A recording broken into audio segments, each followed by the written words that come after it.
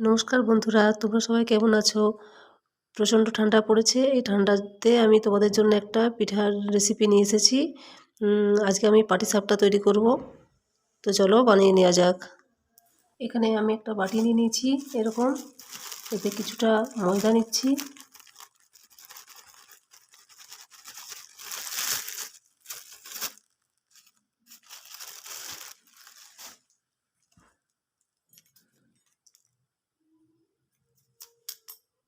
এরপর এতে অল্প করে নুন দেব।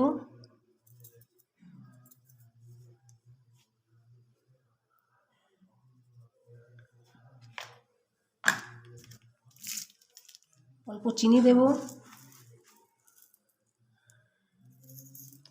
আপনারা চাইলে এতে গুড় দিতে পারেন, খেজুর গুড়। তাই মানে ওটা দিয়েও বানানো যায়, আমি চিনি দিয়ে বানাচ্ছি।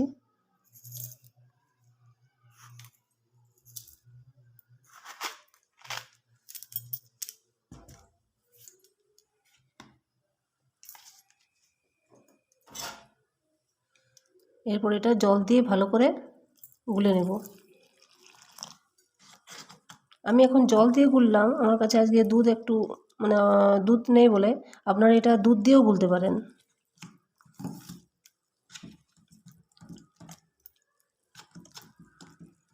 এভাবে ভালো করে মিশিয়ে নিতে হবে, গুলে নিতে হবে এটা। আমার এটা ভালো করে গোলা হয়ে গেছে, এই যে দেখুন। এভাবে গুলে নিতে হবে। আর এদিকে আমি গ্যাস জেলে তাওয়াটাকে বসিয়ে দিয়েছিলাম আগে থেকে, আর একটু তেল বলে দিয়েছি যাতে তাওয়াটা বেশ সরসরে হয়ে থাকে। এরপর আমি পিঠেটাকে মেলবো।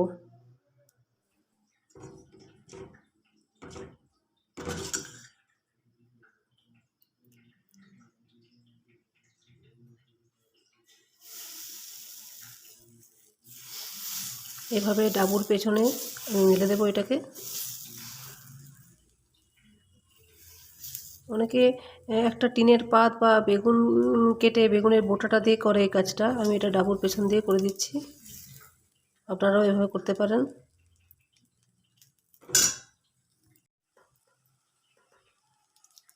এভাবে নারকেল পুরটা আগে থেকে করা ছিল আমার, নারকেল পুরটাকে মাঝে মাঝে দিয়ে দেব।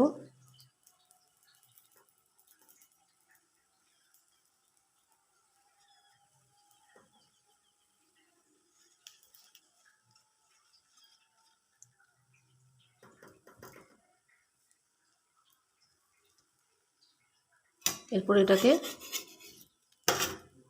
অল্প অল্প সাদা তেলে করতে হবে। এভাবে সাইডগুলো ছাড়িয়ে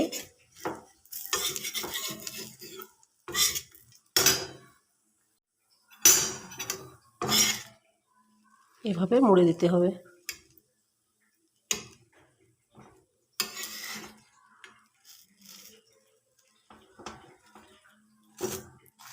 এভাবে ভালো করে চেপে চেপে যেমন করে সে ধোসা করে সেইভাবে করতে হবে।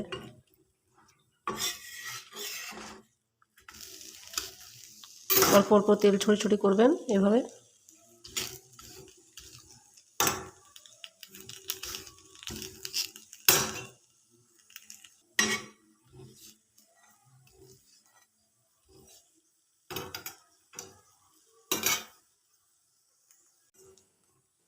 এটা হয়ে গেছে, আমি এবারে এটাকে তুলে নেব।